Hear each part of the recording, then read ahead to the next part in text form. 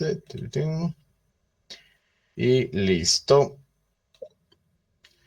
El día de hoy vamos a ver un tema importante que es las intoxicaciones. También vamos a hablar un poco de lo que es triaje y avisarles fechas importantes para este módulo. El jueves 31 están dando ya su examen teórico, va a ser virtual, ok, pero va a ser de desarrollo, les voy adelantando, entonces me voy a tomar la molestia de leer qué es lo que va a escribir cada uno de ustedes. Entonces, el jueves 31, los horarios de las clases no acaban su examen y luego pueden ir a salir a fiestear si quieren, ¿ok? Pero va a ser en los mismos horarios. Y el examen práctico se va a hacer el 3 de noviembre, ¿ok? Domingo 3 de noviembre.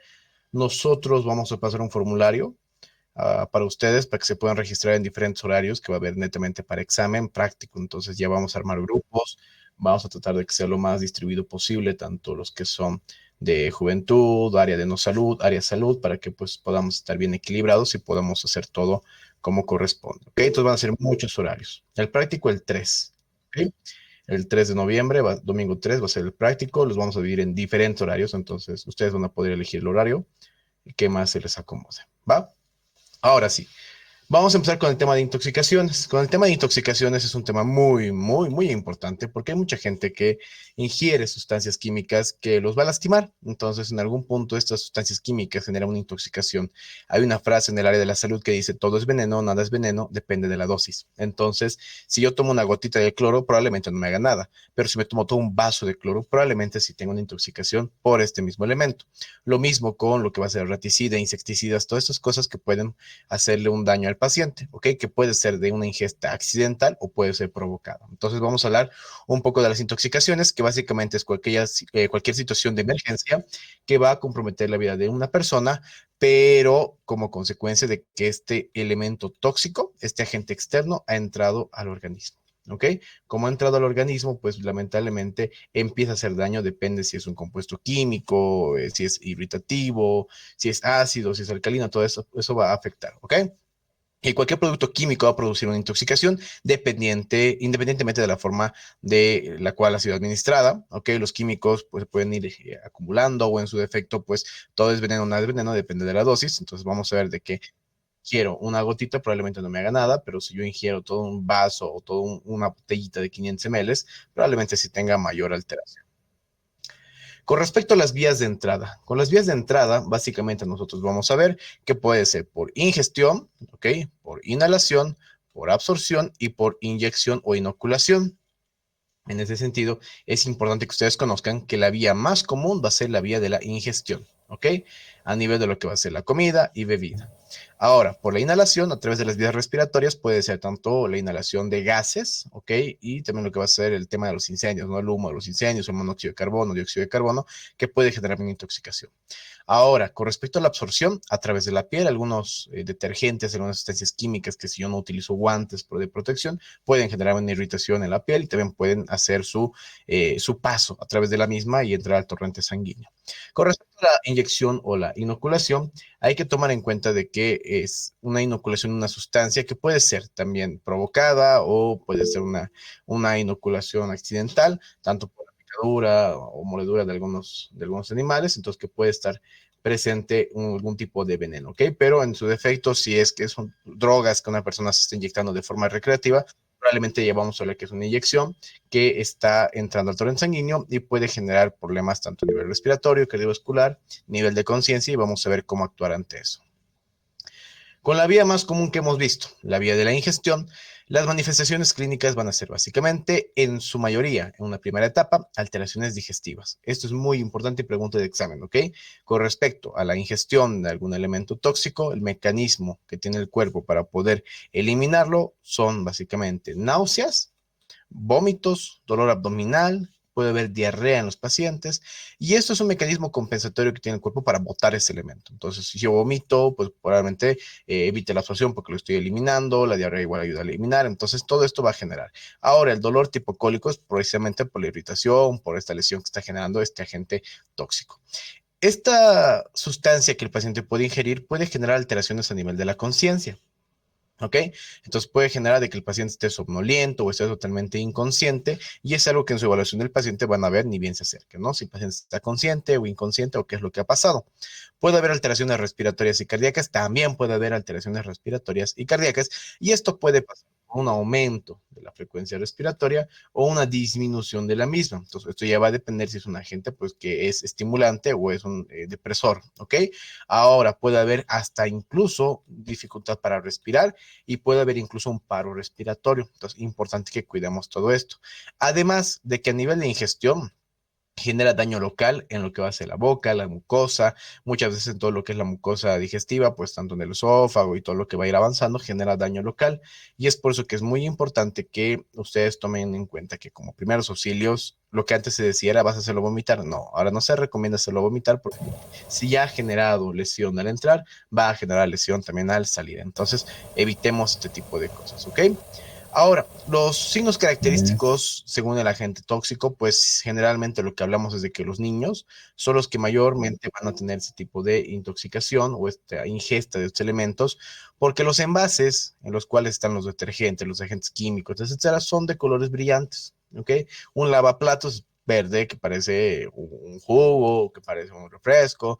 Hay gente que pone incluso en los envases de Coca-Cola detergente o agua con detergente o algún agente químico. Entonces, hay que evitar todo esto.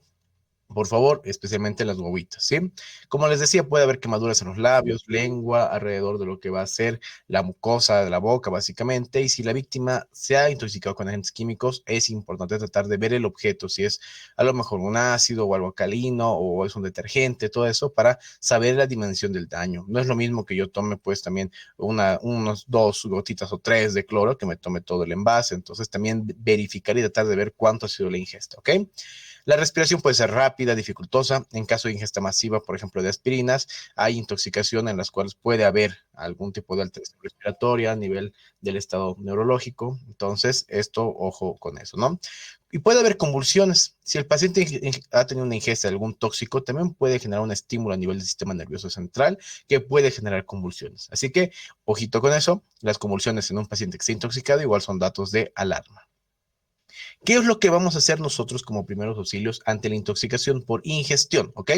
Vamos a tratar de buscar al agente causal. Siempre verifiquen al agente causal. En nuestro medio es muy frecuente el raticida, el insecticida, ¿ok?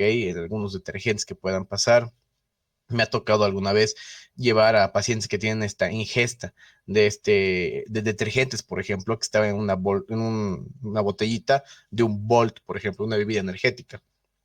Entonces, como no puedes ver bien el color del que hay adentro, pues el paciente lo ha ingerido normal y pues ha sufrido daños en las vías digestivas, en las vías aéreas por esta irritación que genera, ¿no? Entonces hay que buscar al agente causal, tratar de anotar el nombre o por lo menos sacar la foto o incluso llevarlo. Siempre pónganse guantecitos para manipular estas cosas porque incluso se puede absorber por la piel, entonces manejen siempre guantes. Tratar de ver la cantidad de ingerida y el tiempo transcurrido, ¿ok? No es lo mismo que haya pasado 5 minutos a que hayan pasado 3, 4 horas desde la ingesta, pues que obviamente a mayor tiempo, mayor absorción de este tóxico y puede generarme recién mayor complicación. Control de signos vitales. Aquí lo que me interesa es de que ustedes vean si hay datos de vida o no. O sea, ¿están presentes o no están presentes los signos vitales? Si es que los signos vitales están presentes, pues estamos bien. Ahora hay que evaluar si está muy acelerada la frecuencia cardíaca o muy disminuida, la frecuencia respiratoria muy alta, muy baja, que son parámetros igual que me van a ayudar. A nivel de la piel, incluso me puede servir la humedad de la piel. Si está muy sudoroso el paciente, también es un dato de alarma. Podemos ver las pupilas, si están dilatadas, si están contraídas, que generalmente en las intoxicaciones puede pasar eso. Al paciente lo voy a poner en posición lateral de seguridad, hasta que sea trasladado, es lo importante. ¿Por qué? Porque si lo tengo totalmente echado, como vemos en la imagen, si vomita el paciente se va a broncoaspirar, ¿ok? El vómito va a ir a toda su vía respiratoria. Entonces, si yo lo pongo del costado, pues va a ir el vómito hacia el costado y no va a haber mucho problema. Hay que transportarlo junto con el tóxico o por lo menos con la información relevante. Algunas personas hablaban de hacerle tomar leche. No se recomienda tampoco el tema de la leche porque si bien es algo alcalino, en teoría neutraliza todo lo que está pasando, pero si tú le das a tomar o comer cualquier cosa a este paciente, más bien vas a activar la digestión del paciente y va a empezar a avanzar más rápido este tóxico o va a empezar a digerir, ¿no? Entonces, es algo que no queremos que pase en su defecto, entonces solo vamos a dar en posición lateral de seguridad, controlar signos vitales, y hay algunos tóxicos que se van evaporando por la piel, por ejemplo, los insecticidas, ¿ok? Que se utilizan, especialmente la gente del trópico se intoxica con ese tipo de agentes, así que es importante que ustedes, si van a manipular al paciente, usen guantes, ¿ok? Porque a través de la piel se va evaporando y ustedes también pueden tener contacto con eso y no es nada bueno, ¿sí? Incluso generar, si es que hay todavía la sustancia impregnada en la ropa, o hay datos de que se haya derramado en la ropa, pues también sacar esas prendas de vestir y pues trasladar al paciente, ¿ok? Una vez de que el paciente llegue al hospital, en el hospital van a hacer muchas preguntas, a lo mejor a los familiares, a la policía lamentablemente interviene en esto porque es un intento muchas veces de suicidio, en la mayoría de los casos de las ingestas, pese a que haya sido accidental, igual interviene la policía para determinar el agente tóxico, ¿ok? Alguna vez me ha tocado a mí trasladar pacientes que supuestamente era una intoxicación por reticida, pero era cocaína, entonces también es importante que se hagan las investigaciones correspondientes por los entes que corresponden. Entonces, su función es identificar qué es lo que ha pasado. ¿Ok? Vigilar las constantes vitales es importante y de forma frecuente, cada 5 minutos. Y si es necesario, porque el paciente ya no respira y no tiene pulso, pues iniciamos RSP, que ya lo conocen ustedes. Hay que tranquilizar y mantener abrigada a la víctima. Estos pacientes a veces pierden demasiada calor por los mecanismos que tienen de sudoración, etcétera. Entonces hay que abrigar a la víctima y es importante identificar el agente tóxico. ¿Ok? Con respecto entonces a la ingestión, es lo que vamos a ver. Algunas personas igual decían hay que hacer una solución albuminada, que es lo que hacían, que diluían huevos, los botían y les entregaban al paciente. Lo mismo. ¿Ok? Con respecto al carbón activado, lo mismo. En primeros auxilios, que si no se recomienda el carbón activado, porque el carbón activado que de verdad funciona es el que te venden de forma comercial en las farmacias, ¿ok? O en los hospitales, los que se utiliza, porque el carbón activado de quemar un pan, por ejemplo, y volverlo carbón, pues no va a funcionar porque no es la misma estructura, ¿ok? El carbón activado tiene igual su estructura química que hace de que cuando tú lo ingieras, ¿ok? Que es básicamente unas pastillas que tú lo ingieres y va a tratar de absorber todos estos tóxicos durante la digestión para evitar más bien que estos lleguen al torrente sanguíneo. Pero igual, eso se hace en el hospital, muchas veces calculamos cuántas tabletas según el tiempo que ha pasado, según el peso del paciente. Entonces, les recomiendo que no se arriesguen, solo trasladamos al paciente, ¿ok? El lado de carbón, no sirve el lado de carbón. Básicamente el carbón activado son tabletas que tienes que moler incluso y lo pasas por una sondita desde la nariz hasta el estómago, entonces esa es la que utilizas. Entonces, hay ese mito, ¿no? De que quemar el pan o muchas cosas que bueno, la verdad no van a ayudar en nada, ¿sí? Ahora, con respecto a la intoxicación por vía digestiva, por ingestión, es lo que vamos a ver, ¿sí? Entonces, tampoco sirve, por ejemplo, las cremas con carbón activado, los jabones, no, eso es otra cosa. Igual, sí, hay jabones para los granos y todas cosas que no sirven para la intoxicación, ¿sí? Tengan muy en cuenta eso. Con respecto a la inhalación, ¿ok? Es la segunda vía de entrada, que igual es frecuente. Han debido escuchar alguna vez las noticias, ¿no? De que ha habido gente que ha fallecido en su casa porque estaban cocinando con leña en su cuarto y fallecen. O una fuga de gas que hace que la persona fallezca. O personas que se suicidan conectando una manguera a su escape del auto, le dejan prendido el auto y también se suicidan con esa parte. Entonces, importante que ustedes conozcan de que las vías de inhalación en su mayoría van a tener sintomatología respiratoria en un inicio y luego sistémica. ¿A qué nos referimos con eso?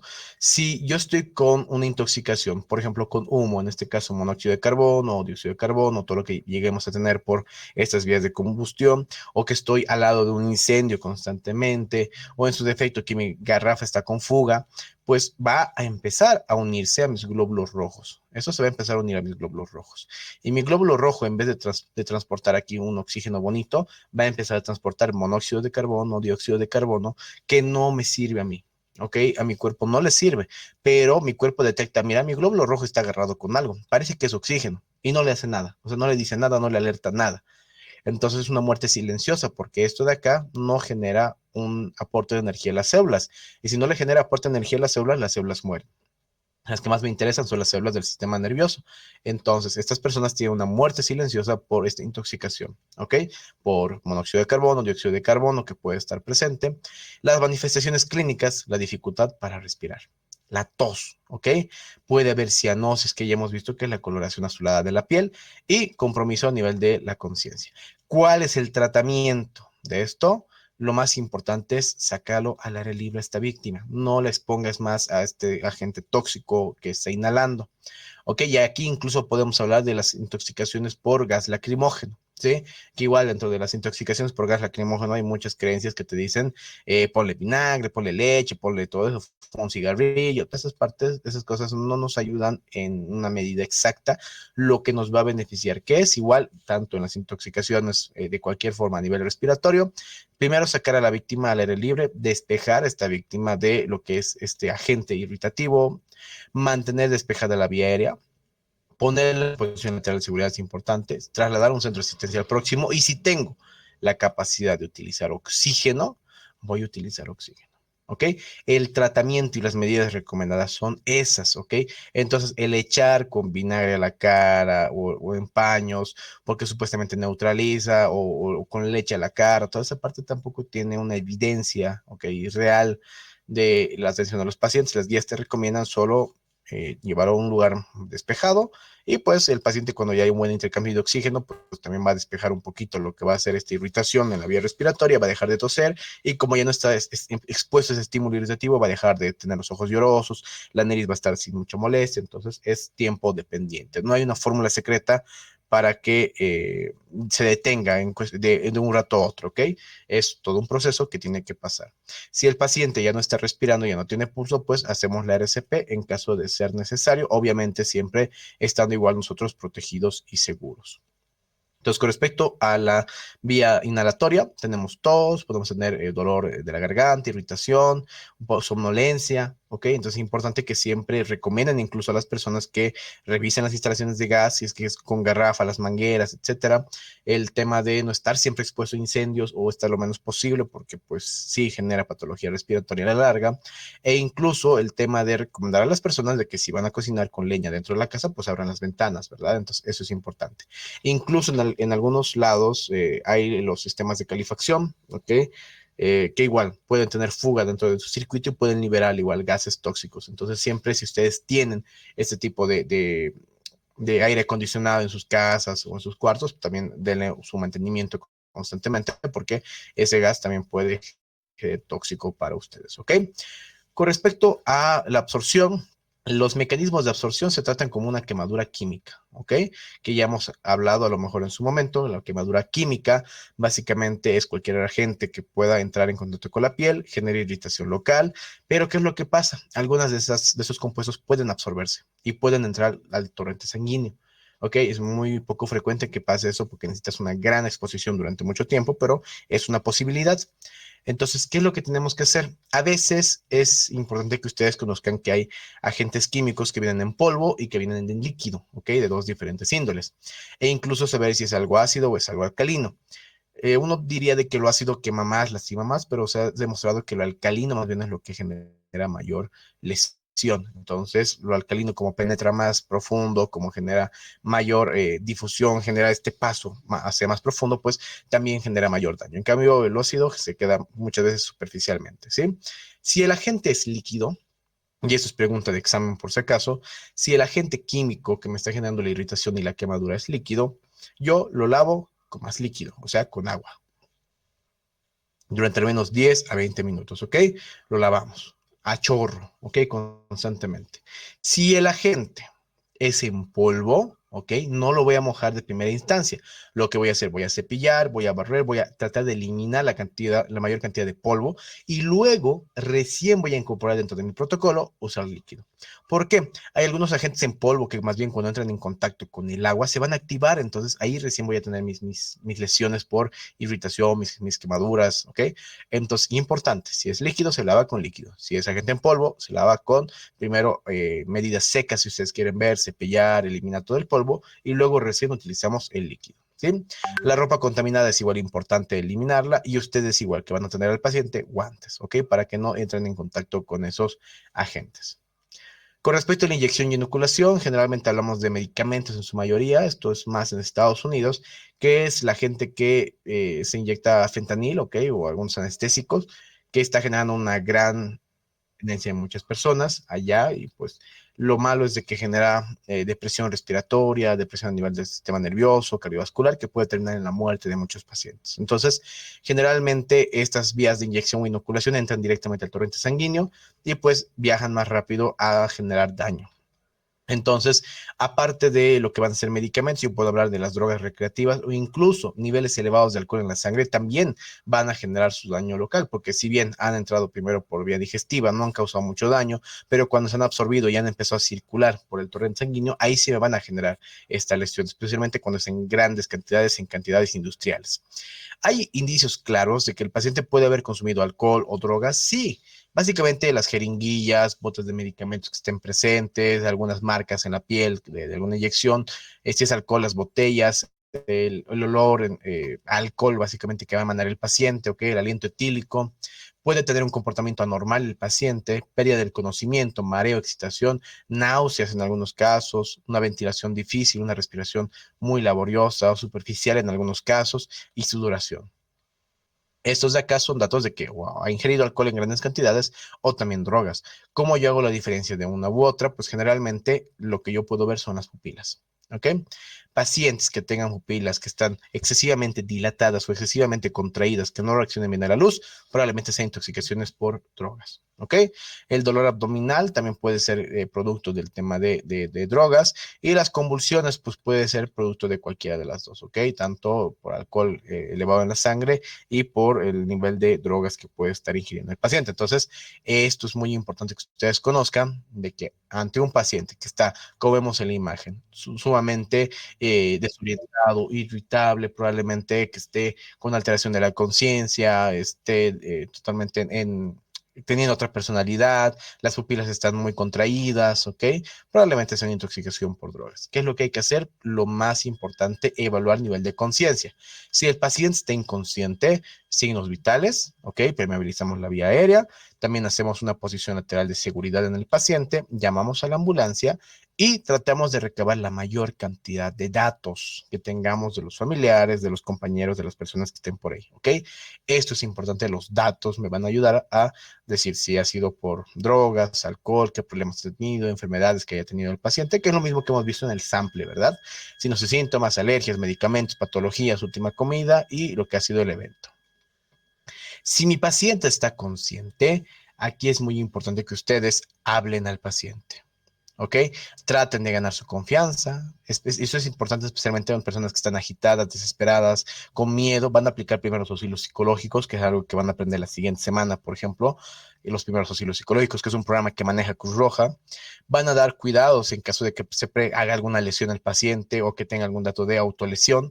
No vas a tratar de inmovilizarlo, o sea, no lo vas a agarrar entre cinco personas, lo vas a amarrar a una cama, no, a no ser que sea absolutamente necesario, pero y eso con ayuda de el personal policial o incluso familiares. Ahora, algunas veces, por no decir la mayoría de las personas, cuando tú les hablas, generas confianza y pues haces un buen nexo, pues se puede controlar. Entonces, solo con palabras, solo con una buena conversación, ayudas mucho para ayudar con el tema emocional. Llamamos a la ambulancia y tratamos de recabar la mayor cantidad de datos, ¿ok? Preguntamos a los amigos, le podemos preguntar a él, familiares, etcétera, pero estar pendientes de que cualquier rato este paciente puede quedar inconsciente, ¿ok? Y recuerde, su misión es atender y no juzgar al paciente. No permitan que sus emociones personales afecten su comportamiento. Actúen como lo harían con cualquier persona que necesite ayuda. ¿Ok? Es una imagen icónica de un paciente alcohólico en México que ustedes ya han debido conocer. Y así llegan a veces los pacientes a nuestras actividades, por ejemplo, cuando cubrimos conciertos, eventos grandes, que llegan en estado etílico y necesitan atención, necesitan apoyar. Entonces, es importante que ustedes vean todo eso, que este paciente, si bien está en un estado inconveniente, muchas veces puede tener lesiones, puede necesitar ayuda. Entonces, ustedes, especialmente si están con uniforme, están con emblema, están con todo, tienen el deber de ayudar. ¿Sí? Ahora, estos pacientes pueden tener lesiones que tú ves a simple vista, está con su mano cortada y ya no se ha dado cuenta porque en el alcohol no tienes una buena percepción del dolor. Entonces, tú igual le tienes que hablar, mira tu mano, hay que curarte, hay que hacer esto, lo mismo. Hay muchos casos que me toca a mí ver pacientes accidentados, accidentes de tránsito, que se quieren ir así nomás, pero están con su scalp, con su herida en su cabeza, sangrando mucho o con fracturas. Entonces, es importante que ustedes tomen contacto y expliquen a los pacientes con respecto a todo lo que está pasando, lo que va a pasar. Sí, todo esto lo van a hablar en primeros auxilios psicológicos, que es algo que van a aprender y que tienen que también ustedes manejar. ¿Ok? ¿Dudas y preguntas que tengan con intoxicaciones por el momento? Pueden ponerlo en el chat, podemos ahí ponerlo y ya cuando tengamos otro espacio, pues hacemos. A ver qué dice acá. ¿Dormir con las tubos colesterol son peligrosos? Sí, especialmente cuando no tienen un buen, ¿cómo se llama esto? Un buen mantenimiento y que los factores son muy antiguos que pues sí, generan esta fuga. Y lo importante es eso, ¿no? Y las estufas, las cocinas, sí, si se han mencionado las cocinas igual, o sea, el monóxido de carbono que va a ejercer eso, pues sí puede ser que tú tengas una muerte silenciosa porque tu cuerpo está detectando que los glóbulos rojos están agarrando algo, pero no saben si es oxígeno, no saben qué es, y pues en su defecto, puedes, aquí otro dato importante, cuando tienes un paciente intoxicado por algunos gases como el monóxido de carbono o dióxido de carbono, generalmente el monóxido, tú le pones el oxímetro de pulso y está saturando 100%. ¿Ok? Y está saturando 100%, pero no es que esté saturando 100% de oxígeno, sino es de que las luces del sensor del oxímetro detectan como si fuera oxígeno, pero no es oxígeno, es monóxido de carbono. Entonces el paciente sí necesita oxígeno en alto flujo. Muchas veces si el paciente está intoxicado y está inconsciente, sí o sí tiene que ir al hospital, sí o sí, porque hay que darle tratamientos un poco más agresivos a nivel del oxígeno, a nivel respiratorio, medicamentos, toda esa parte es igual es importante. ¿Ok? Entonces, recomienden si conocen a alguien que usa estufas, todas esas cosas, es importante. Intoxicados con alcohol que se hace, bueno, es lo que nosotros hemos mencionado. No hay una fórmula igual mágica para cortar lo que es el alcohol, las drogas, todo lo que conlleva una intoxicación. Tiene su tiempo en el cual el cuerpo metaboliza y lo elimina. Puede terminar incluso que hagan diálisis. La diálisis es básicamente conectar a una persona a una máquina que filtra la sangre y lo vuelve a meter. O sea, hasta ese punto puede llegar.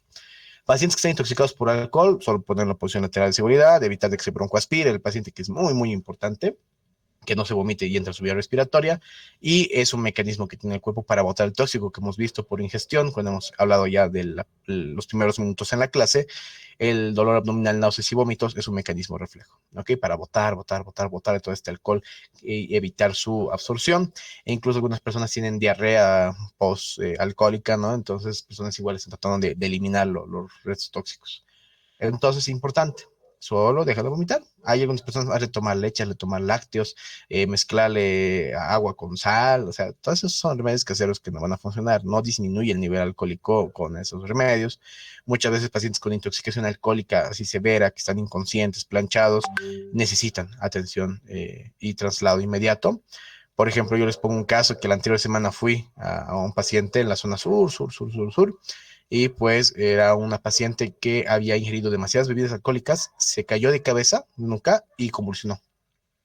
Entonces, aparte nos reportaron como si fuera paro, pero ha sido más que todo un paro respiratorio, ¿no? Entonces no ha habido mucha complicación con eso. Lo que pasa con esa paciente es de que una vez de que nosotros llegamos, la evacuamos, la hemos llevado al hospital y en el hospital ha vomitado terriblemente, ¿ok? Así harto. Y le ha terminado de vomitar y ya estaba más lúcida, ya sabía quién era, sabía qué ha pasado. Entonces, a veces el vómito en los pacientes puede hacer de que se despierte o que ya como ese mecanismo reflejo de botar todos esos tóxicos lo ayuda a despertar un poco.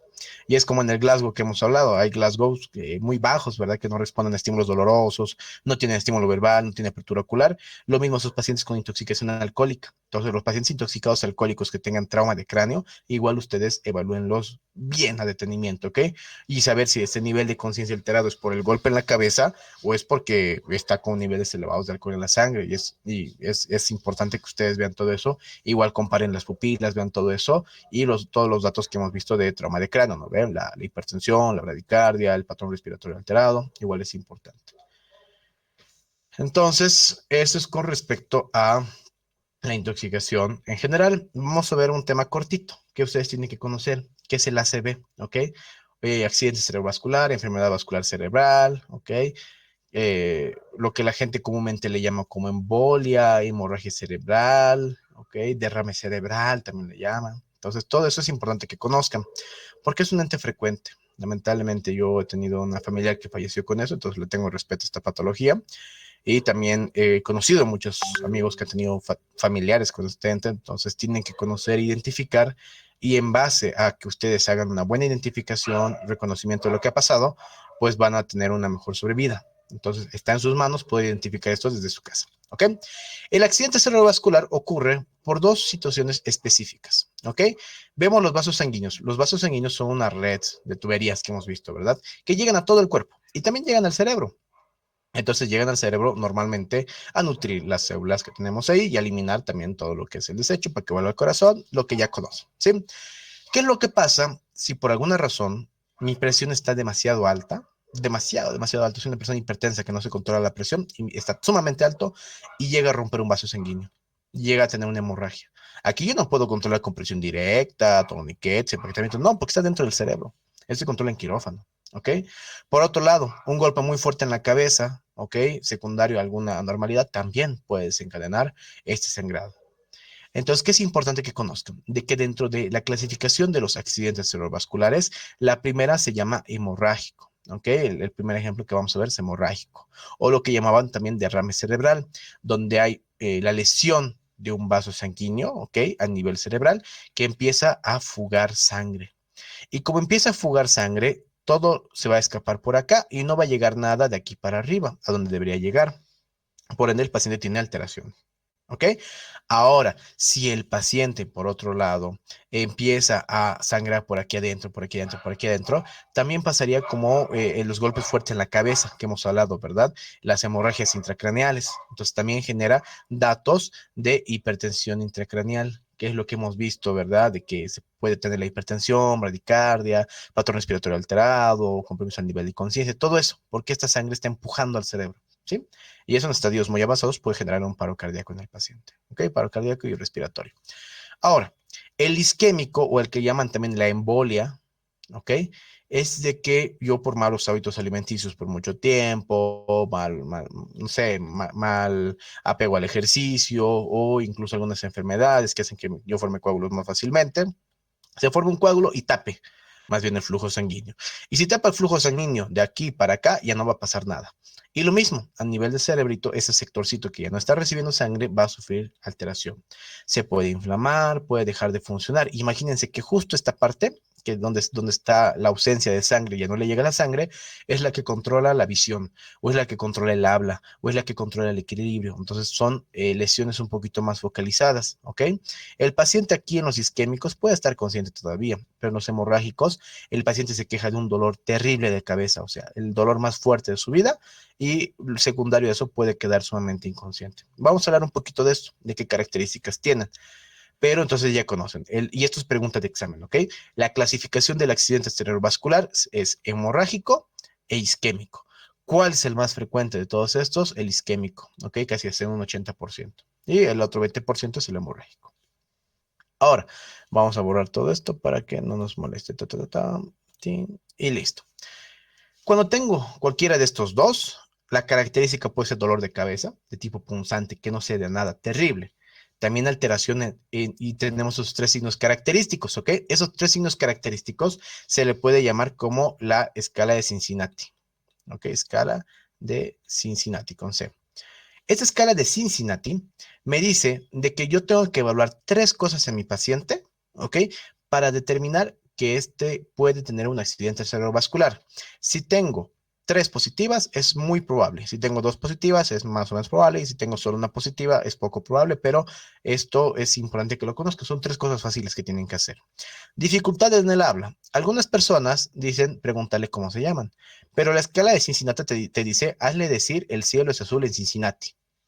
Si el paciente, en vez de decir el cielo es azul en Cincinnati, te dice el cielo es azul en Cincinnati, entonces tenemos problemas en el habla, ¿ok? Dificultad para hablar, dificultad para gesticular las palabras. Entonces, la primera es la dificultad en el habla. La segunda, la parálisis facial. El paciente está con un lado de la cara totalmente caído, ¿ok? Entonces, es la parálisis facial. ¿Tú cómo puedes evaluar eso? A ver, sonríe, no va a poder levantar un lado de la cara. Un lado sí va a levantarse, el otro no. Otro, a ver, levanta tus cejas. Uno levanta y el otro no levanta. A ver, saca la lengua. No va a poder. Entonces, es lo que nosotros podemos hacer. Silba, no va a poder. Entonces, ahí ustedes ven el dato de la parálisis facial. ¿Ok? La debilidad muscular y cansancio. Se puede sentir débil, cansado, puede estar inconsciente. Lo que tú puedes hacer, a ver, levanta tus dos brazos. Levanta tus dos brazos y uno puede llegar a caer, que generalmente es el del mismo lado donde la cara está igual afectada. Entonces, generalmente puede haber debilidad muscular. Tú le haces incluso, haber apretado mi mano derecha, mi mano izquierda, vas a notar que un lado está más débil que el otro. ¿Sí? Igual les cuento otra experiencia. Justo la anterior semana, el viernes, sobre todo, ¿no? Creo que sí, el viernes, trasladé a una paciente que le operaron de una fractura de cadera. ¿ok? Le dieron de alta, le llevaron su casita y la trasladé porque no reaccionaba la señora. Y estaba saturando 50 cuando yo llegué. Le administramos oxígeno, era diabética, le hemos tomado el azúcar, estaba todo normal. Y pues hemos hecho la escala de Cincinnati. Y la paciente tenía debilidad muscular, ¿ok? Y cuando empezó a reaccionar un poquito con el oxígeno, dificultad para hablar. Entonces era muy probable que tenía un evento vascular cerebral. Llegó al hospital y efectivamente tenía uno de tipo isquémico, ¿ok?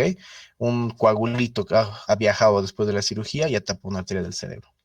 Entonces hemos actuado rápido, hemos revertido todas las posibilidades, bueno, todas las posibles complicaciones a corto plazo y hemos llegado al hospital rápido, en menos de una hora con todo.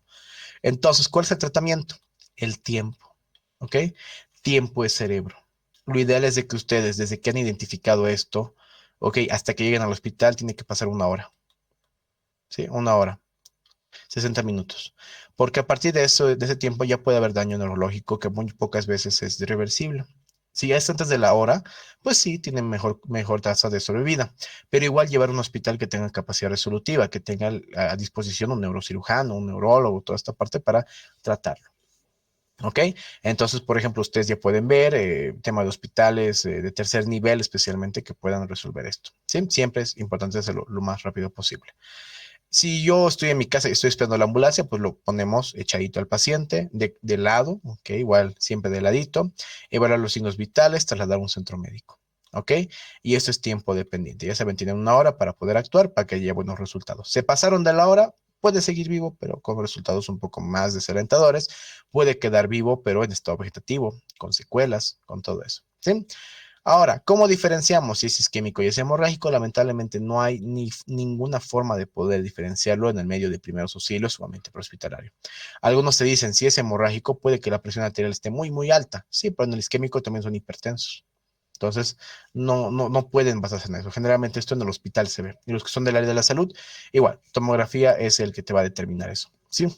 En Estados Unidos hay ambulancias que ya tienen tomógrafo, que tienen un estudio para ver la cabecita, para ver justamente las imágenes, si es que hay sangre o es que ha sido el coágulo que lo ha tapado. Pero en nuestro medio no, ¿no? Así que ya saben, la escala de Cincinnati, hay otras escalas que son el FACE, el HELP, o sea, que dicen lo mismo, dificultad del habla, parálisis facial o asimetría facial, debilidad muscular y cansancio en la mitad del cuerpo. ¿También? Entonces, es importante, y ya saben ustedes, reconocer un accidente cerebrovascular. Les voy a mandar un pequeño enlace que igual les va a dar un poco de infografía y un cursito rápido de lo que es el evento vascular cerebral, el ACV, que es un curso en línea cortito de algunas cuantas diapositivas que les va a ayudar. ¿Sí? Entonces, accidente cerebrovascular, ya saben cómo identificarlo y tienen que trasladarlo. ¿Cuánto es el límite máximo de tiempo que tengo? Pues algunos dicen hasta 4 horas para que se pueda tratar en el hospital. O sea, el hospital tiene hasta 4 horas para poder llamar al neurocirujano, toda esa parte. Y es por eso que ustedes en la primera hora ya tienen que estar ahí. ¿Ok? Importante todo eso. Entonces, con respecto al accidente cerebrovascular, es lo que vamos a ver el día de hoy. ¿Dudas, preguntas que tengan con respecto al accidente cerebrovascular o enfermedad vascular cerebral, embolia cerebral, derrame cerebral? Y si no hay dudas, preguntas, vamos a cambiar ahorita la diapositiva, ¿ok? Dime, Patrick. Sí, César, buenas noches. Es una pregunta, sino que se cortó mi internet. Lo que era el ACV hemorrágico era por ruptura de vasos sanguíneos y el isquémico por coágulo. Exacto. O sea, generalmente se tapa, ¿ok? Bueno, no necesariamente puede ser Ajá. coágulo, puede ser grasa, puede ser cualquier cosa que esté viajando, que no debería estar ahí en el torrente sanguíneo. Entonces, es importante que vean esa parte siempre ustedes. Ok, gracias.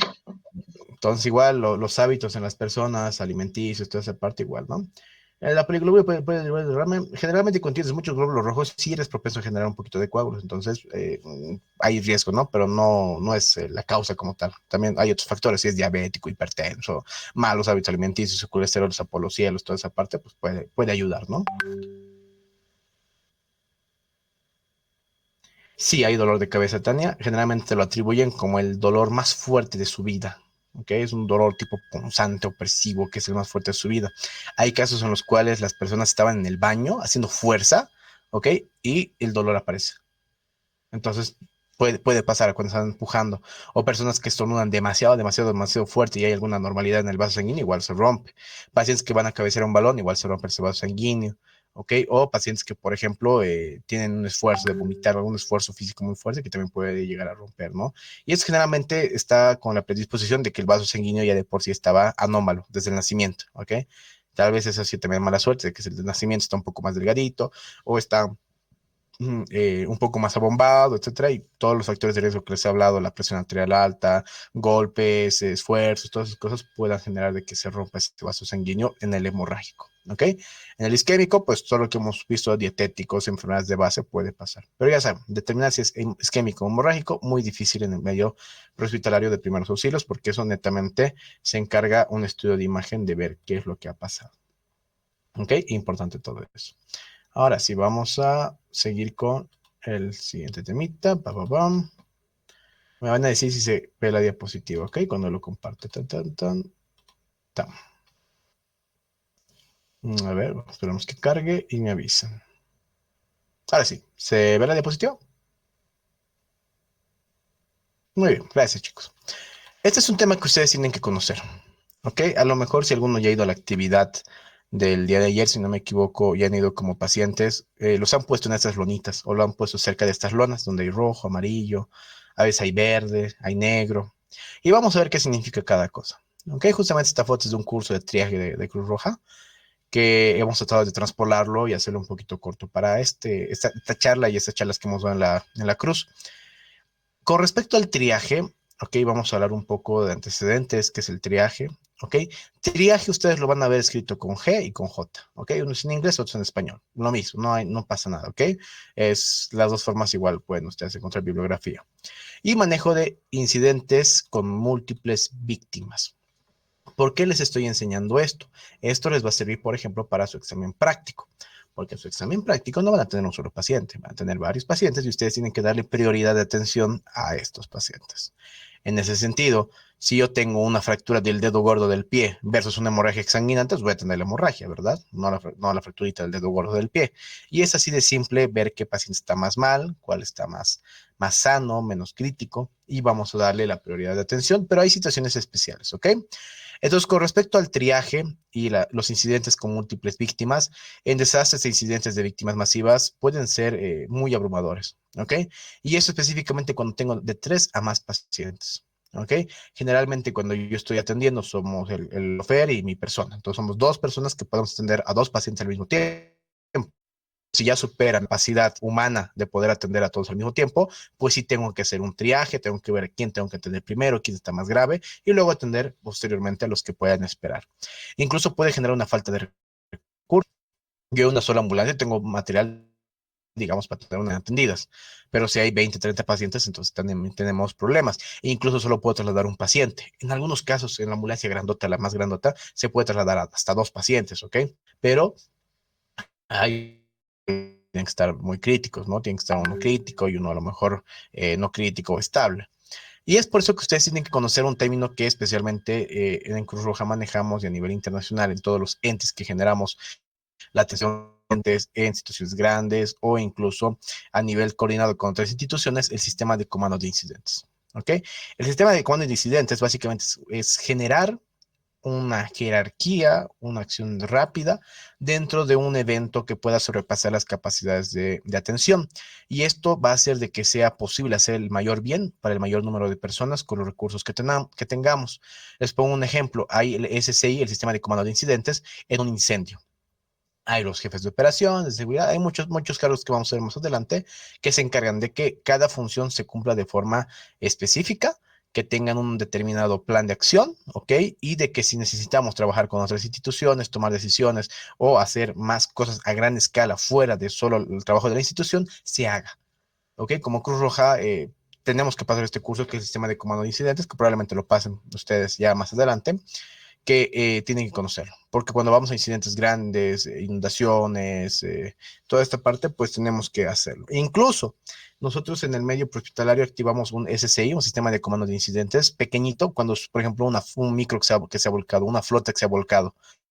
Entonces, nosotros también nos hacemos cargo de cuáles son los objetivos, qué necesitamos, qué no necesitamos, cuántos heridos hay, cómo los vamos a evacuar. Toda esta parte es muy importante. Entonces, el sistema de comando de incidentes, que es universalmente conocido, ¿ok? Tiene el objetivo de garantizar la seguridad del rescatista y del público, alcanzar las metas en el manejo de desastres y asegurar el uso eficaz de los recursos, ¿ok? Y esto es muy importante que ustedes lo conozcan. El SCI es el mismo en todo el mundo, ¿ok?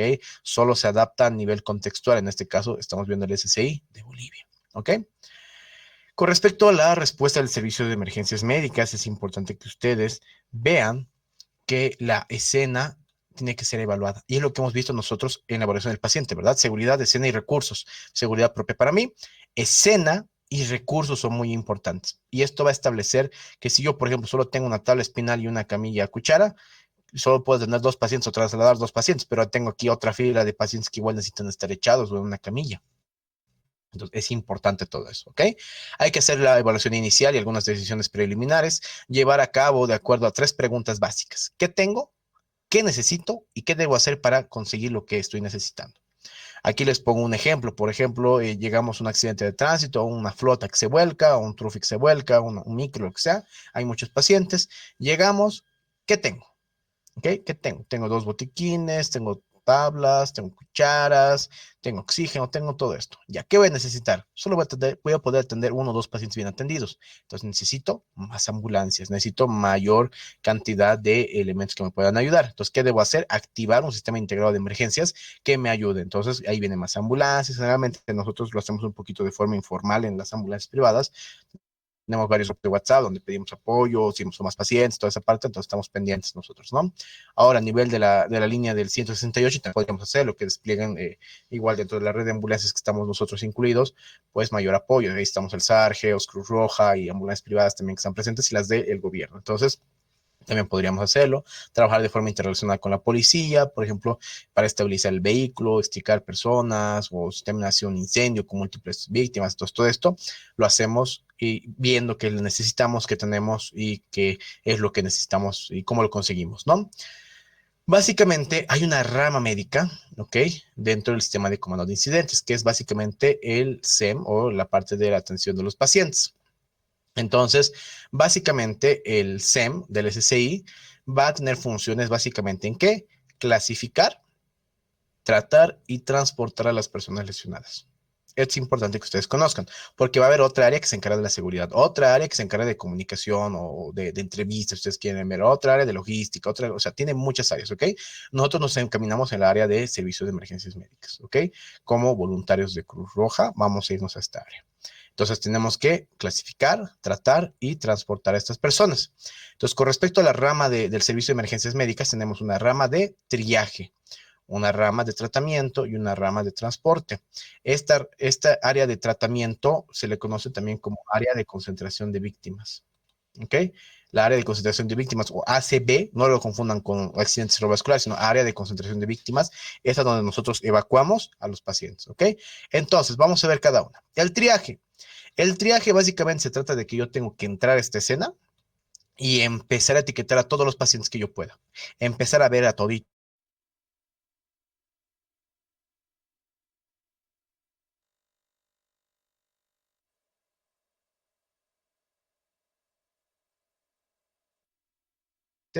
y también es importante que ustedes asegúrense de contar con el personal capacitado, la seguridad de todos los miembros, comunicarnos sobre qué es lo que vamos a hacer nosotros e incluso si hay pacientes que ya están fallecidos, pues hay que tener un área donde vayamos a llevar a todos los cadáveres, ¿ok? Una morgue inicial se le llama.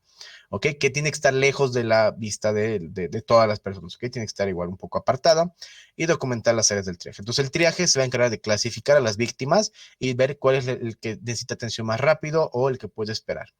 El área de tratamiento muchas veces ya tiene personal un poco más capacitado en carpas, en las lonas mismas que ustedes han visto, ¿no? Donde les llevan de colores rojo, amarillo, verde, toda esa parte, donde hay grupos para tratar a los pacientes, ¿ok? Generalmente están compuestos por personal capacitado, hay que tratar de tratar las amenazas para la vida, mantener la seguridad del área, documentar, y ya con todo esto, y si el paciente ya merita traslado y se puede hacer, entramos al área de transporte, donde están los vehículos, básicamente las ambulancias, para poder trasladar a todos los pacientes, ¿ok? Entonces, ahora puede ser una ambulancia terrestre, una ambulancia aérea, digamos, un helicóptero ambulancia, una ambulancia, que en nuestro medio casi no lo vemos o no hay. Entonces, todo eso es la fase de transporte. Entonces, ustedes clasificar también las ambulancias, porque hay de todo tipo. Hay ambulancias básicas, ambulancias avanzadas. Entonces, ve lo que necesita el paciente, ¿ok? Y también se encarga de comunicarse con los hospitales receptores, qué es lo que ha pasado, qué es lo que tiene. Y esto lo hacemos mediante el 168 actualmente en el tema de incidentes. Y es lo que se nos ha capacitado en los simulacros, en todo lo que hemos hecho de sismos, es lo que está manejando, ¿ok? Entonces, triaje, tratamiento y transporte. Esas son las ramas del servicio de emergencias médicas dentro del sistema de comando de incidentes. Entonces, importante, líder de triaje, coordinador forense, es otra área que pueden estar presentes, de que es netamente de los cadáveres, coordinador de tratamientos. Con respecto al supervisor de triaje, básicamente está a cargo de contar y clasificar a los pacientes, ¿ok? Se asegura de que cada paciente recibe una evaluación inicial de su condición. Básicamente, no es que demos un tratamiento completo, sino solo hacemos las funciones básicas, control de hemorragias, apertura de vía aérea, posición lateral en algún punto, hasta que lleguen todo el personal cuando ya esté clasificado los pacientes y recojan a toditos los rojos, que son los más críticos, o se los recojan primero los críticos, luego vengan por los menos críticos y al final los que no son críticos, ¿ok? Entonces, básicamente eso hace el supervisor de triaje. No es que entra, veo un paciente rojo, me lo llevo. Entro, veo otro paciente rojo, me lo llevo. No, este paciente, esta persona entra, clasifica toditos y luego recién todo el personal viene a atender y evacuar en base a la prioridad de triaje. ¿Ok? Ubica y establece un área para el tratamiento, asegura que se realice el triaje secundario, que se proporcione atención adecuada. El triaje secundario es, de nuevo, reclasificar cuando está llegando a mi área de concentración de víctimas. Ayuda con el traslado hacia el área de transportes. Tiene que tomar en cuenta el supervisor de transporte, básicamente, transportar y distribuir los pacientes a los hospitales receptores en la ambulancia que corresponde, documentar cuántos pacientes, qué tipo de transporte han utilizado y a dónde, para tener un conteo. Generalmente eso es cuando hay eventos grandes, flotas que se vuelcan y todo, hay que saber a dónde han sido evacuados los pacientes, porque también a los familiares hay que buscarlos, si el paciente está muy crítico, ver a qué hospitales, cómo, seguros, no seguros, toda esa parte es igual importante de evaluar.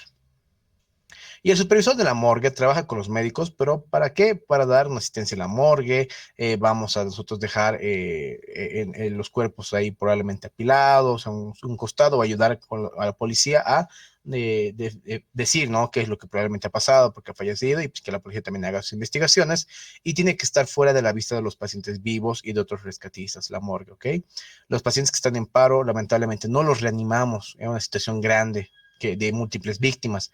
¿Por qué? Porque no podemos gastar todos nuestros esfuerzos por quererlos reanimar cuando hay pacientes que se están desangrando, que necesitan atención más rápida y que pueden salvarse. Entonces, es un poco cruel lo que hacemos, pero es necesario para tratar de salvar la mayor cantidad de vidas posible, ¿sí? Porque imagínense, yo me voy a atender a un paciente que está con paro cardíaco, voy 2, 3 personas a atender al paciente y los que estaban catalogados como pacientes críticos fallecen y se vuelven otros pacientes negros. Entonces, imagínense, es importante tomar en cuenta entonces que vamos a atender a los que tengan posibilidad de sobrevivir. En un incidente de múltiples víctimas, involucramos de 3 a más pacientes, una gran demanda al sistema de emergencias médicas y tiene el potencial de poder causar múltiples decesos porque son demasiados pacientes. Imagínense que si cae un avión donde hay más de 90 pasajeros, ¿sí? Y llego yo con mi ambulancia y somos 2 personas. De esos 90, imagínense que 30 son críticos, otros 30 son no críticos y otros 30 están tranquilos y estables. Entonces yo con 2 personitas tengo que tratar a 30 críticos y otros 30 que no sean tan críticos. Entonces los pacientes pueden tener una gran tasa de decesos. Si hay múltiples pacientes y no contamos con suficientes recursos, hay que manejarlos sin abandonar a la víctima. Debemos declarar un incidente de víctimas múltiples, recursos adicionales y activar el sistema de comando de incidentes, dar los procedimientos de triaje y pues ayudar a la mayor cantidad de personas. Como experiencia de un triaje que me ha tocado implementar porque soy la primera unidad en llegar, ha sido básicamente un trufi que se chocó contra un auto aquí por la Rubén Darío, o sea, de ida más o menos del Cristo, y ha habido 1, 2, 3, 4, 5, 6 pacientes, ¿ok? Y solo éramos mi chofer y yo. Y todas las personas decían, aquí, aquí, no, al señor ayúdale, no, al señor, no al otro, así. Entonces, uno va y evalúa a todos los pacientes de tirón, o sea, va, se evalúa, ya, él está mal, este está mal, ellos pueden esperar. Entonces, el que yo he trasladado, por ejemplo, era un señor que sí tenía un trauma muy fuerte en la cabeza, se ha abierto todo su cuero cabelludo, está sangrando harto, entonces ese sí es crítico. Y asociado había otro señor que tenía dolor de cabeza, dolor en la columna y estaba mareado. Entonces, ese era otro paciente crítico. ¿Sí? Y los demás eran golpes en los codos, los brazos, el hombro, la clavícula, entonces que no ameritaban un traslado inmediato a lo mejor, y entonces hemos priorizado eso, hemos estabilizado lo más que se ha podido, ha llegado también lo que eran otros ambulancias y se ha hecho la evacuación de todos los pacientes. Entonces, en ese caso, se ha realizado y se ha cumplido lo que les estamos enseñando. ¿Ok? Con respecto al triaje, triaje significa clasificar, ¿ok? Y esto lo hacemos según a la gravedad de los pacientes. No es lo mismo un paciente que está con una fractura en un dedo del pie a uno que está con una amputación traumática, una fractura expuesta, una quemadura grave. ¿Ok? Y para esto nosotros utilizamos tarjetas de triaje. Esas tarjetas de triaje se las voy a subir o se las voy a mandar, que son las que utilizamos, en el cual tenemos varios apartados, ¿ok? Vamos a tratar de hablar acá en la siguiente diapositiva de un poquito más de cada uno. La evaluación es breve, ¿ok? Las categorías sobre la condición es básica. Básicamente yo hablo de clasificarlos por colores, por prioridad de atención, y el triaje secundario se hace básicamente cuando lo estamos llevando al área de tratamiento. Acá, vamos a ver esta parte que es importante que conozcan. Vamos a darle zoom. Listo. Vemos esa tarjetita, ¿ok? Dentro de la tarjeta, mi primera imagen que yo voy a ver aquí abajo es un color verde, una persona caminando. Entonces, un paciente que puede caminar, puede movilizarse y no está grave. Entonces, si yo a mi paciente le pongo esta tarjeta de triaje, le coloco en su muñeca, como collar, como ustedes quieran, y veo como primera opción el verde, el paciente lo catalogamos como verde, ¿ok? Es paciente verde. Si yo lo rompo este verdecito, ok, lo corto, ¿ya? Automáticamente mi paciente se vuelve color amarillo, que esa es una prioridad 2, es un paciente que es un poquito más complejo. Si bien está bien, a lo mejor está consciente o alguna cosa, necesita igual traslado inmediato, pero puede demorar unos cuantos minutos, o sea, de 30 a 45 minutos, un poquito más puede demorar, ¿ok? Heridas un poquito menos complejas, algunas fracturas cerradas, esguince, luxaciones, todo eso puede estar acá. ¿Ok? Pero un paciente que yo le corto el amarillo y el verde y solo dejo el rojo como primera instancia, ¿ok? Solo dejo en la tarjetita que se ve el rojo, este paciente es crítico, es prioridad 1, entonces prioridad 1 lo tengo que trasladar ya no más, ¿ok? Es sumamente crítico de manejar, puede descompensarse, puede fallecer. Entonces es rápido, fracturas expuestas, hemorragias, shock hipovolémico, paciente con trauma craneoencefálico, de columna, convulsiones, toda esa parte entra acá, ¿sí? Y aquí en negro, ¿ok? El negro entra pacientes que ya están clínicamente muertos o agonizando.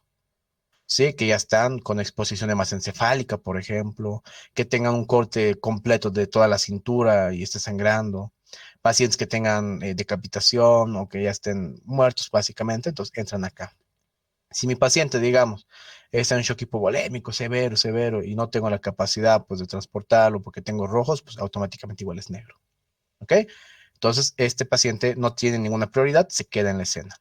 Dentro de las tarjetas de triaje, igual si ustedes se dan cuenta, tenemos aquí en las esquinas superiores, ¿ok? Dos puntitas, si ustedes quieren verlo. Una de las puntitas, ¿ok? Se queda en el área de concentración de víctimas y la otra se lo lleva el tema de la ambulancia. Entonces, así ustedes saben de que este paciente así ha sido trasladado o no en ambulancia y tiene que coordinar los códigos que tenemos acá, ¿no? El de la ambulancia con el del área de concentración de víctimas para ver de que todos los pacientes han sido evacuados, ¿no ve? Para hacer el match, si ustedes quieren ver. Dentro de las tarjetas de triaje vemos la herida mayor, o sea, hemorragia, shock, quemadura, todo lo que podemos poner ahí, a dónde estoy trasladado, nivel de conciencia orientado, desorientado, inconsciente, la hora, presión arterial, frecuencia cardíaca, frecuencia respiratoria, saturación de oxígeno puede estar presente, y aquí el nombre del paciente, ustedes pueden ponerlo, y si no, por lo menos vamos a poner los diagnósticos o las lesiones que tenía, ¿sí? Entonces, es lo que nosotros tenemos. Entonces, lo mismo que hemos visto. Paciente rojo es atención inmediata, prioridad 1. Amarillo, prioridad 2, puede demorar un poco. Verde, prioridad mínima, puede caminar. ¿Ok? Entonces, lo que hacemos, por ejemplo, cuando llegamos a un incidente de múltiples víctimas o a un incidente donde hay muchos pacientes, los que puedan venir aquí, por favor, vengan, explíquenos qué ha pasado o vénganse acá, les van a revisar esto. Entonces, todos los que están caminando, pudiendo y sin poder son verdes automáticamente. Entonces, te vas a los que no han venido, ¿no ves? Los que no han venido porque sean rojos, amarillos. Entonces, ya has ganado tiempo, ¿ok? Con esta parte. Entonces, aquí vamos a ver las prioridades de triaje y eso quiero que lo tomen en cuenta. Primero rojo, exacto, Santiago. Siempre se traslada primero al rojo en ambulancia. ¿Ok? Todos los rojos son los que se van a trasladar, ya no más. ¿Ok? Los amarillos pueden esperar 30, 45 minutos, hasta una hora. Y los verdes puedes hacerlos subir en un trufi, en un vehículo o alguna cosa y pues pueden ir porque no tienen lesiones graves, ¿ok? Tienen golpecitos, contusiones que no comprometen la vida. Entonces, aquí vamos a ver igual justamente todo eso. La etiqueta roja, prioridad principal inmediata, pacientes que requieren atención y transporte inmediato, hay que tratarlos de primer término y transportarlo tan pronto como sea posible. Compromisos de la vía aérea o de la respiración, hemorragia potencialmente grave, problema médico grave, signos de shock, quemaduras graves, lesiones abdominales y de tórax abiertas, ¿ok? Entonces, ahí podemos tomar en cuenta. Y aquí también podemos ver fracturas expuestas, por ejemplo, ¿no?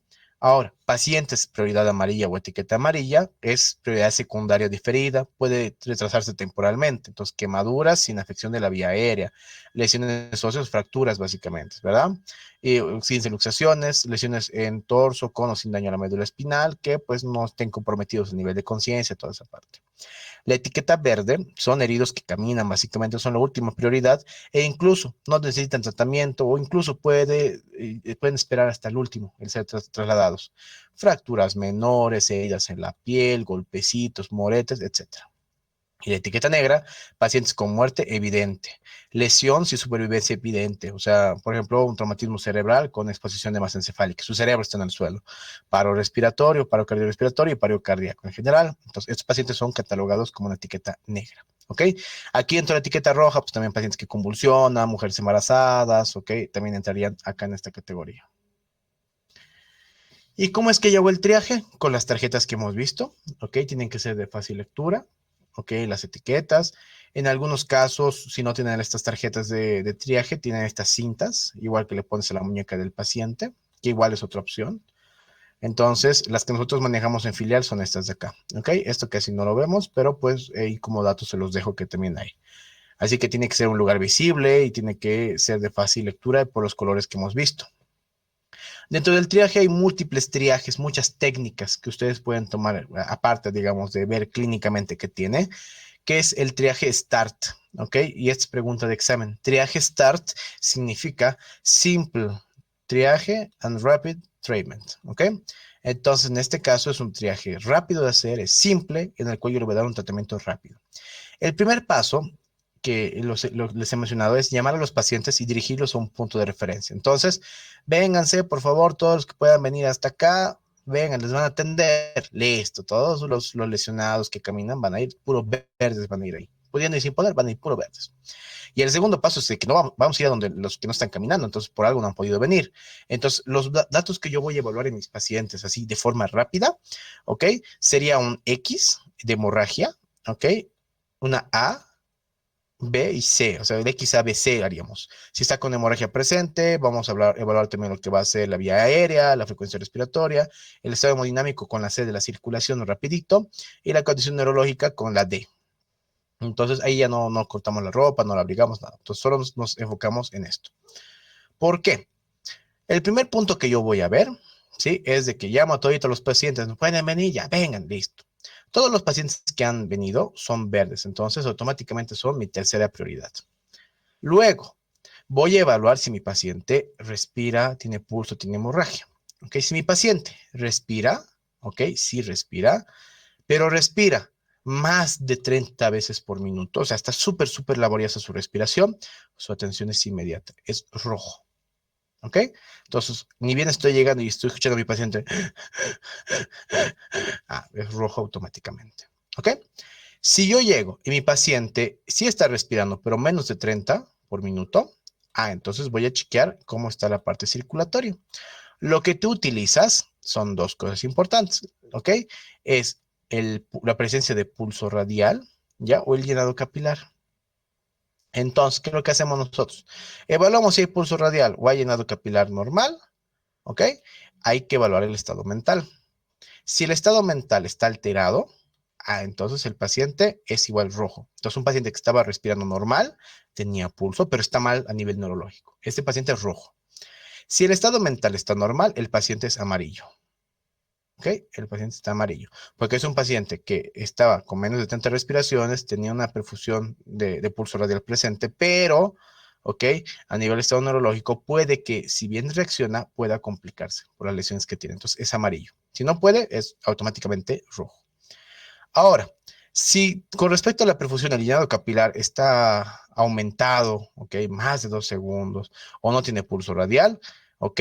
Y tiene presencia de hemorragia, controlamos hemorragia y lo trasladamos al paciente inmediatamente. Igual es prioridad roja. Entonces, con respecto a la respiración, hemos visto, si está respirando, hay que ver si respira más de 30 veces por minuto, menos de 30 veces por minuto. Si respira más, es rojo. Si respira menos, hay que evaluar la perfusión.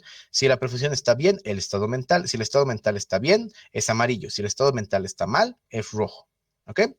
Si la perfusión ha salido de que está alterada, está con datos de hipoperfusión, hemorragia presente, toda esa parte, controlamos hemorragia y automáticamente es rojo. ¿Ok? Le clasificamos como rojo. Pero si el paciente en primera instancia no está respirando, yo permeabilizo la vía aérea con maniobras manuales, pongo una cánula orofaringe, lo que ustedes quieran, y con eso respira, es rojo. Si pese a eso no respira, clínicamente está muerto y es un paciente negro. ¿Ok? Entonces, sáquenle foto a esto, captura lo que ustedes quieran, lo voy a borrar entonces todo lo que hemos escrito. Listo, que es importante que conozcan. El triaje START, ¿ok? Es el que más se utiliza, es el que más conocen todos los equipos de primera respuesta. Sí, pero el triaje and rapid treatment, ¿ok? Entonces, si respira, no respira, pulso, respiración, es importante ver, controlar hemorragia, llenado capilar y listo. También se le conoce esa técnica como el 30, aunque 32 puede. Puede. Más, ahí nomás. 32 puede. ¿Por qué? 30 respiraciones por minuto, 2 segundos de llenado capilar y puede movilizarse. Entonces, un paciente que probablemente sea un amarillo. Si el paciente tiene más de 30 respiraciones, más de 2 segundos y no puede, es rojo. Entonces, vean que solo con 32 puede. También pueden ustedes identificar a estos pacientes, si es rojo, amarillo, verde, negro. Hay consideraciones especiales en el triaje. Imagínense que hay pacientes histéricos. Una señora de que está ahí perjudicándote, llorando, desmayándose, haciendo todo un show en tu escena, que no te van a ayudar, que no generan un buen ambiente en la escena. Estos pacientes, ¿ok? Lo catalogamos como rojos, pese a que no tengan nada. ¿Por qué? Porque lo que me interesa es sacarla de la escena. ¿Ok? Entonces la clasificamos como prioridad inmediata, la reclasificamos. Si un rescatista, por alguna mala situación, se tuerce el tobillo, se cae, se golpea, se hace una herida, automáticamente igual eres prioridad roja, por encima de todos tus pacientes. ¿Ok? Porque es prioridad tu seguridad y tu estado de salud, de ti como rescatista. Si el paciente está contaminado por sustancias químicas, por agentes infecciosos, etcétera, pues hay que tratar de llamar al área especializada, que no tenemos en Cruz Roja, pero sí tenemos en bomberos, por ejemplo, tanto el SAR, la policía, que es MATPEL, que es materiales peligrosos, ¿ok? No sé si se acuerdan, aquí en la circunvalación por el Egipto se ha volcado, perdón, un camión que estaba llevando algo de potasio, si no me equivoco. Entonces ahí se activó el sistema MATPEL, entonces para ver qué tipo de material es, cuáles son las precauciones, el tratamiento, entonces también se utiliza eso. ¿Ok? Entonces, paciente histérico automáticamente rojo, tú que te lesionas como rescatista automáticamente rojo, y hay que tratar de evaluar si es sustancias contaminadas o no. Veamos esta imagen, hay múltiples ambulancias, escena con múltiples víctimas. Todos los pacientes, ok, rojos, hay que trasladarlos rápido. Los amarillos pueden esperar un poquito, ok. Ahora, los verdes pueden esperar hasta el final. En situaciones grandes, un autobús puede trasladar a toditos los verdes. Un trufi, un micro, cualquier cosa puede pasar. Y eso ha pasado, por ejemplo, en las inundaciones aquí en Tiquipaya. Ha habido vehículos que se han utilizado solo para trasladar pacientes verdes de la escena. ¿Ok? Pero las ambulancias se han utilizado para trasladar rojos, para trasladar amarillos. A mí me ha tocado un paciente con ACV, una ACV le ha dado en plena mazamorra al pobre pacientito, entonces sí, es prioridad roja. ¿Ok? Ahora, hay que trasladar dos pacientes a la vez, sí, ¿ok? Si es que mi ambulancia me lo permite. Entonces, ¿deben transportar dos pacientes de prioridad inmediata a la vez? Sí, pero si mi ambulancia es grande, tengo el personal capacitado y todo eso. Si no, pues va a tener que ser un paciente rojo y un paciente estable, ¿ok? Un rojo y un amarillo, probablemente podríamos trasladar, siempre y cuando se pueda. Pero lo ideal es de que siempre traslademos a toditos los rojos, o sea, me acabe todos los rojos y recién trasladar a los amarillos. Y lo que yo les mencionaba, toditos los pacientes verdes pueden irse en un trufi, en un vehículo de transporte, una camioneta, cualquier cosa. Ahora, hay que trasladar de 2 a 2 o hasta 3 pacientes según la ambulancia que tengamos hasta que lo podamos evacuar a todos. Los pacientes expectantes o los verdes, pues son los últimos en recibir tratamiento y los fallecidos se manejan o se trasladan de acuerdo a los protocolos nacionales básicamente del área. Entonces, en nuestro caso, espera a la policía que se haga el levantamiento del cuerpo, el IDIF, toda esta parte. Eso se hace cargo de la policía. Y vamos a ver qué también han aprendido todo esto, ¿ok? Entonces vamos a ver un pequeño video y ustedes en el chat van a poner qué prioridad de atención es, ¿ok? Evaluando las respiraciones, ¿ok? Llenado capilar y nivel de conciencia, ¿sí? Vamos a hacer un pequeño video y vamos a ir viendo poco a poco. Unit 110, Unit 112, Unit 124, Medic 16, Medic 18. Respond with the fire department for an explosion with injuries at the Auto Recycling Center. 101, Highway 12. Caller is reporting multiple injured patients.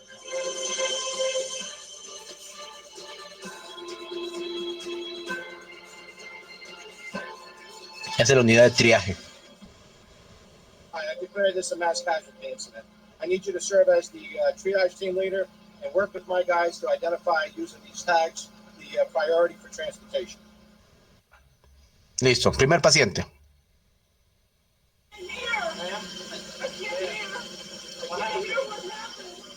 I don't understand. What happened? What happened? What hurt? I can't hear anything. I don't know what's going on. Listo, primer paciente.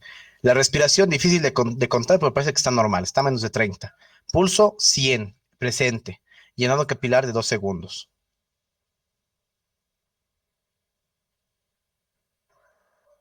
Entonces, respiración normal, pulso levemente taquicárdico, pero llenado capilar normal. Aquí dicen verde, muy bien. Verde, entonces, la paciente, verde pasando a amarillo. Está un poco inquieta, hay que ver por qué está inquieta. Desorientada. I don't know what's going on. Please help me. I don't know what to do. Siguiente paciente. Sir, you talk to me? Sir? Listo. Paciente que no está respirando, no tiene pulso y su llenado capilar está a más de 5 segundos, o sea que no hay circulación. ¿Qué es? Negro, muy bien, negro, porque no está respirando, no tiene pulso, ya está muerto. Ok, negro. Okay. Para los que les han dicho que era rojo, pues ya, sus ganas de quererlo salvar, pero era negro, ¿ok? Muy bien. No hay respiración, no hay pulso. Cianótico, sus deditos, vean, está a su lado. A ver, vamos a ver acá. Listo. Anthony, levantaste la mano.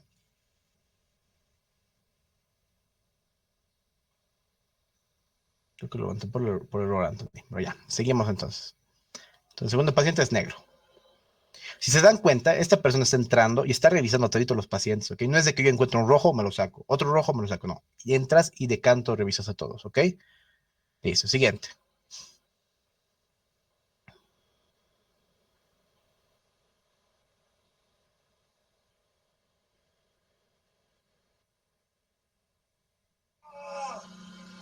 All right, sir, what's bothering you? On my leg, sir. Take a deep breath. Your leg hurts you? Yes, my leg. Vayan poniendo qué paciente es. Is there anything else hurting you? No, sir.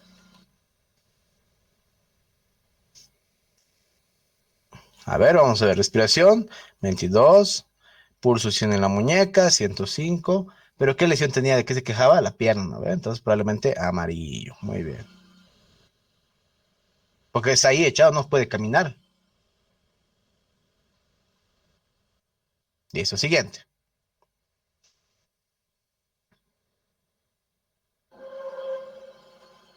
Hello, sir. Can you talk to me? I don't know what happened. You don't know what happened? What's your name? You gotta go home. You gotta go home? What hurts you? Where am I? 34 respiraciones, 136 de pulso, llenado de 4 segundos. Rojísimo, dicen. Sí, rojísimo, muy bien, rojo.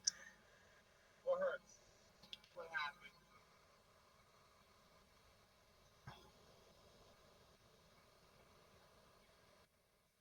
Rojazo. Siguiente paciente. Hi, sir. What hurts you? What's bothering you? Can you talk to us?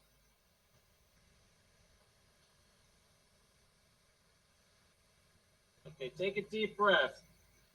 ¿Ya sé qué es? Rojo igual, muy bien, rojo. No, ahí dice que está respirando. Y tiene pulso presente en el cuello. Entonces, eso lo diferencia entre rojo y negro. Entonces, ¿qué harían ahí? Torniquete y ya pasamos al siguiente paciente, ¿ok?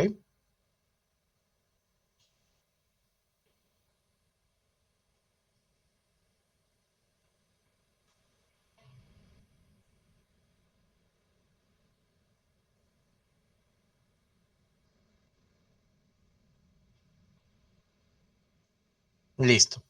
Ustedes lo han hecho muy bien, han clasificado muy bien a sus pacientes y pues hay que evaluar los hospitales. Cuando tenemos una situación de emergencia, o sea, emergencia, con múltiples víctimas, los hospitales igual trabajan de forma coordinada para poder recibir los pacientes en caso de ser necesario. Entonces se activan también los protocolos de emergencia, te esperan los especialistas, urgenciólogos, toda esa parte y pues ya se está tratando de implementar y esto lo hemos visto en los simulacros, ¿ok? Entonces es para eso que se hacen los simulacros, hemos tenido éxito en los simulacros tanto de sismos o de colegas, todas esas partes que vemos y se está manejando y se está implementando. Dudas, preguntas que tengan hasta acá. Vamos a dejar de compartir. Listo. Patrick, dime. Sí, César, una pregunta. Digamos, cuando ya hay una escena de múltiples personas que están mal, ya, cuando yo llego para hacer un vistazo general, ¿necesariamente tengo que acercarme a cada uno para saber qué este es? ¿O simplemente de donde estoy parado los veo y ahí a simple vista ya, o sea, descarto? O sea, cuando tú has llegado vas a decir, vengan todos los que puedan, automáticamente son verdes. Entonces te vas a los que no se mueven, los que no gritan incluso. Entonces esos son los rojos probablemente. Entonces tú vas uno por uno, o sea, rápido. O sea, has visto en ese video no tarda más de 10 segundos en cada paciente. Llenado capilar, si respira, no respira, tiene pulso, no tiene pulso, rojo. Entonces, si está consciente, amarillo, o sea, todo eso lo vas viendo uno por uno y tú vas dejando tu tarjeta. Entonces, no estás solito. Generalmente están dos, tres personas haciendo lo del triaje y hacen todito los clasifican, entra el equipo de extracción o de transporte, también puede estar ayudando para llevar al área de concentración de víctimas, y pues ahí ven, ese rojo, rojo, rojo, rojo, rojo, y me los llevo. Ah, ok, ok. Y con respecto al triaje especial, lo que no me quedó claro, porque creo que mencionaste que si una persona estaba muy alterada, se le consideraba un rojo para poder retirarla, ¿no? Y cuando la señora salió, o sea, se veía alterada. ¿Qué tan alterada tiene que estar para ser considerada un rojo? No te tienen que dejar trabajar para que sea Ah, rojo, que se desmaye o se ponga, o sea, contamine la escena, toda esa parte, automáticamente ya es rojo. ¿y cómo la saco si no quieras? Así está súper alterada. No, o sea, más bien va a estar alterada porque va a querer que la lleven muchas veces, que ella está mal, que entonces, ya, señora, pues va y se la va a coger en un vehículo y va a ser prioridad de traslado inmediato, no necesariamente en ambulancia, ¿no? Entonces, cualquier vehículo ya se la llevan. Claro. Ah, ok, ok, gracias. O incluso a otra cosa, chicos, cuando ustedes tienen muy poco personal y tienen altos verdes, los verdes les van a ayudar a ustedes a mover pacientes, a llevar, cargar, hacer procedimientos, toda esa parte también les ayudan los verdes. Entonces, los verdes son personal que les puede ayudar hasta cierto punto, siempre y cuando les des indicaciones precisas. Entonces, ahí tienen otro dato, ¿ok? Los verdes también pueden ser personal que les va a ayudar, ¿sí? ¿Más dudas, preguntas que tengan? Les voy a pasar el enlace de una página donde es una simulación de un accidente aéreo. Ahí van a ver cómo está incorporado un sistema de comando de incidentes y ustedes son oficiales de triaje igual, entonces tienen que ir a clasificar víctimas. Y es muy parecido a este video, pero ustedes van haciendo clics, ¿ok? Entonces les voy a mandar el enlace. Véanlo desde computadora, porque desde tablet no jala bien. Entonces, véanlo desde la computadora cuando puedan y les va a ayudar incluso para practicar. ¿Va? Si no hay dudas ni preguntas, pues ya recordamos las fechas importantes. El siguiente jueves ya es su examen teórico. Vayan estudiando todo, por favor. Todo, todo, todo. Si es que ya no les da tiempo de leer los manuales, ya de las diapositivas, aunque sea los videos, que en base a eso va a ser su examen. Va a tener varias áreas su examen, tanto de selección múltiple, verdadero o falso, pero lo que más me interesa a mí es el desarrollo. ¿Ok? Van a desarrollar sus respuestas, tienen que ser completas, van a tener tiempo para poder hacerlo. Son casos clínicos, muchos de ellos. Y este jueves, por ejemplo, ya vamos a ver algunos casos clínicos, en imágenes, videos de qué es lo que haríamos, qué es lo que no haríamos, para que ustedes tomen en cuenta para el curso. ¿Ok? Ahora, muy importante, otra cosa también. El día martes que viene van a tener una clase de primeros auxilios psicológicos en la parte teórica. Entonces van a pasar clase normal, que no entra su examen de primeros auxilios psicológicos, pero es un tema adicional. Y el jueves su examen teórico y el domingo nos vamos a ver para la parte práctica. En diferentes grupos vamos a organizarlo para que todos hagamos la práctica, tengamos una buena cantidad de pacientes, no estemos saturados ahí 25, 30 personas queriendo compartir botiquines, tablas, todo. Entonces va a ser un poco más más fácil para todos los evaluadores, no va a durar mucho, entonces se les va a avisar con tiempo los horarios, ¿ok? Con tiempo. Ahora, otra cosa importante, repasen por favor todo, lo más preguntable es evaluación del paciente, lo más preguntable es hemorragias, ¿ok? Lo que más se hace hincapié en los cursos, ¿ok? El teórico va a ser virtual por el tema de tiempo y horarios, ¿ok? Es la siguiente semana, el siguiente jueves. ¿Ok? Jueves 31 creo que cae. ¿Ok? Va a ser virtual porque traerlos en teórico un sábado están en Todos Santos, entonces va a ser complicado alejarlos de sus familias. También tenemos puntos aparte. Y pues bueno, por lo menos el 31 les arruinamos su fiesta de Halloween. Pero no, después de su fiesta, después del examen van a ir a su fiesta, no pasa nada. Listo, chicos. Igual vamos a estar hablando, vamos a estar coordinando todas las fechas, vamos a ver qué es lo que dicen también el demás personal, de voluntariado del área. Tal vez incluso le metemos hasta presenciar el examen, no sabemos, les vamos a avisar. Ok, el práctico es el 3 del 11 y el jueves la clase normal. Si tenemos clase normal el jueves, vamos a ver casos clínicos, vamos a repasar algunos conceptos previos y a su examen teórico. Listo. Si no hay nada más que decir, chicos, nos vemos. Ahorita detengo la grabación. Se va a subir a lo que es el canal de YouTube y las diapos se las paso ahorita y se las paso esa tablita, digo, esa página web para que ustedes lo puedan ver, ¿sí? Descansen, tengan una bonita noche, empiecen a estudiar. Nos vemos. Chau, chau. Chao. Chau, chau.